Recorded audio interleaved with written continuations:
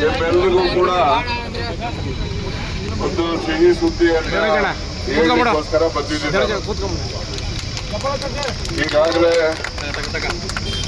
ಈ ಒಂದು ಸಂದರ್ಭದಲ್ಲಿ ಉಪಸ್ಥಿತರಿರ್ತಕ್ಕಂಥ ಸನ್ಮಾನ್ಯ ಶಿವಣ್ಣವರು, ಗಂಗಮ್ಮಯ್ಯನವರು ಮತ್ತು ಮಾಜಿ ಲೋಕಸಭಾ ಸದಸ್ಯರಾದಂತಹ ಸನ್ಮಾನ್ಯ KS ಬಸವರಾಜರವರು ಮತ್ತು ಇತರ ಎಲ್ಲ ಮುಖಂಡರುಗಳು ಕೂಡ ಇದ್ದೀರಿ.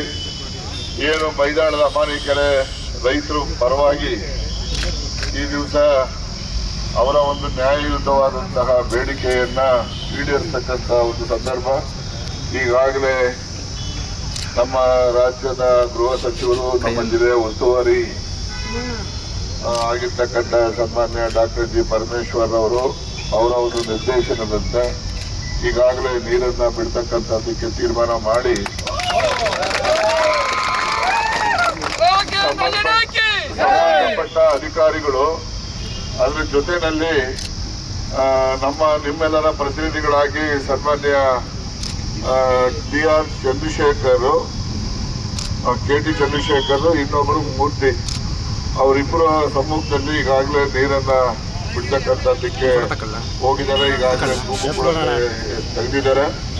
3 ದಿವಸ 4 ದಿವಸ ಸಮಸ್ಯೆ ನೀವೇ ನಿಂತ್ಕೋಬೇಕಾಗಿಲ್ಲ. ಏನು ICC ಇರಿಗೇಷನ್ ಕನ್ಸಲ್ಟೇಟಿವ್ ಕಮಿಟಿನಲ್ಲಿ ತೀರ್ಮಾನ ಆಗಿದೆ 9 ದಿವಸ ಬಿಡಬೇಕು ಅಂತೇಳಿ, ಅಷ್ಟು ದಿವಸನೂ ಕೂಡ ನೀರನ್ನ ನಮ್ಮ ಪಾಲು ಏನು 9 ಅಡಿ ನೀರು ರೈತರಲ್ಲಿದೆ ಆ ನೀರಿನ ಪೈಕಿ ಪೂರ್ತಿಯನ್ನು ನಾವೇನು ಕೇಳ್ತಾ ಇಲ್ಲ, ಒಂದು 2 ಅಡಿಯಷ್ಟು ಖಾಲಿ ಆಗ್ಬೋದು ಅಷ್ಟೇ. ಅದಕ್ಕೋಸ್ಕರ ಆ ನೀರನ್ನ ಬಿಡ್ತಕ್ಕಂಥದ್ದಕ್ಕೆ ಈಗಾಗಲೇ ಸರ್ಕಾರ ಗೃಹ ಮಂತ್ರಿಗಳ ಆದೇಶದಂತೆ ಮಾಡಿದ್ದಾರೆ. ನಾವು ಅವರಿಗೆ ಅಭಿನಂದನೆಯನ್ನ ಸಲ್ಲಿಸೋಣ. ಜೊತೆಯಲ್ಲಿ ನನಗೆ ಒಂದು ಬೇಸರ ಏನಪ್ಪಾ ಅಂದ್ರೆ, ನ್ಯಾಯಯುತವಾದಂತಹ ಬೇಡಿಕೆಗೆ ರೈತರು ಬೀದಿಗೆ ಬಂದು ಹೋರಾಟ ಮಾಡಬೇಕಲ್ಲ ಅಂತಕ್ಕಂಥ ಒಂದು ಅಸಮಾಧಾನನೂ ಕೂಡ ನಮ್ಮಲ್ಲಿ ನಿಮ್ಮಲ್ಲಿ ಇದೆ ಅಂತೇಳಿ ನಾನು ಈ ಸಂದರ್ಭದಲ್ಲಿ ಹೇಳಲಿಕ್ಕೆ ಬಯಸ್ತೇನೆ.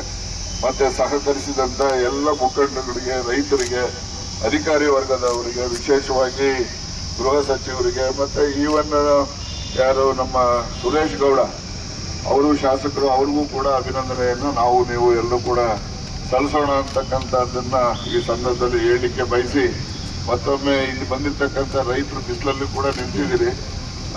ಆದರೂ ಕೂಡ ಏನೇ ಕಷ್ಟ ಆದರೂ ಕೂಡ ನಿಮಗೆ ಒಂದು ಉತ್ತಮವಾದ ಸ್ಪಂದನೆಯನ್ನ ಸರ್ಕಾರ ಕೊಟ್ಟಿದೆ ಅಂತಕ್ಕಂಥದ್ದನ್ನ ಈ ಸಂದರ್ಭದಲ್ಲಿ ನಾನು ಹೇಳಲಿಕ್ಕೆ ಬಯಸಿ, ನಮ್ಮ ಸುಬ್ರಹ್ಮಣ್ಯ ಶಾಸ್ತ್ರಿ ಮಗ ಲಕ್ಷ್ಮೀನಾರಾಯಣ ಮಳೆ ಬಂದಿದೆ ಅಂತ ಶಾಸ್ತ್ರ ಹೇಳೋನೆ, ನಾನು ನೋಡೋಣ.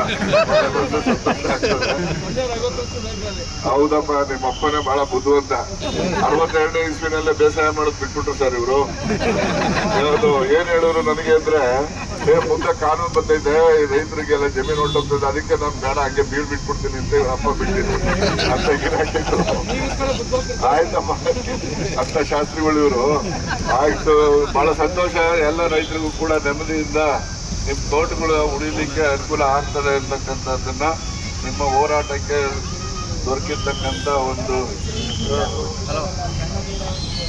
ಈಗ ನಮ್ಮ ಬೇಡಿಕೆ ಈಗಾಗಲೇ ನಾವು ಮಾಡಿದ್ದೇವೆ. ಒಂದು ಬೇಡಿಕೆ ಏನಪ್ಪಾ ಅಂತ ಹೇಳಿದ್ರೆ, ಒಂದು ನಾನು ಪ್ರಮುಖವಾಗಿ ನಾನು ಅನ್ಕೊಂಡಿದ್ದು KIDBಗೆ ಕೊಟ್ಟಿದ್ದಾರೆ, ಅದು ಸರಿಯಾದಂಥದ್ದಲ್ಲ. KIDBಯಿಂದ ಮೈನರ್ ಇರಿಗೇಷನ್ಗೆ ಅದನ್ನ ವಾಪಸ್ ತಗೋಬೇಕು ಅಂತೇಳಿ ನಾನು ಜಿಲ್ಲಾಧಿಕಾರಿಗಳಿಗೆ ಈಗಾಗಲೇ ಅವರು ಮನವರಿಕೆ ಮಾಡಿದ್ದೇನೆ. ಅವರು ಕೂಡ ಕ್ರಮ ತೆಗೆದುಕೊಳ್ತೀವಿ ಅಂತ ಹೇಳಿದ್ದಾರೆ.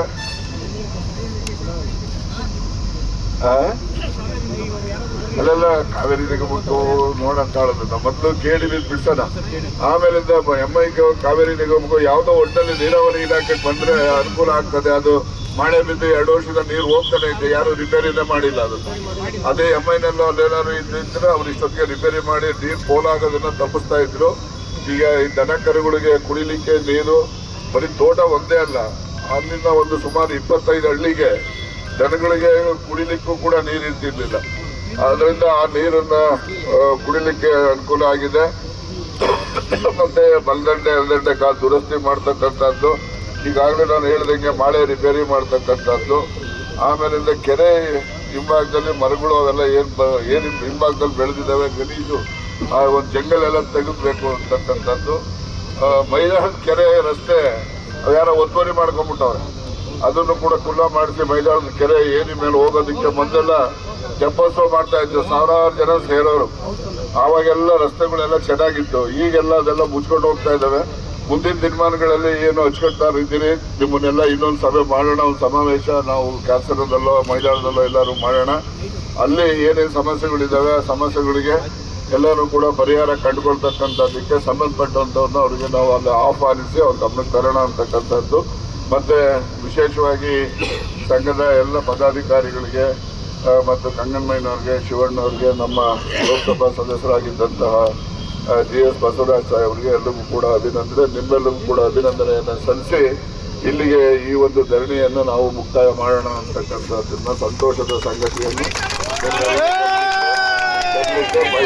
ನಮಸ್ಕಾರ.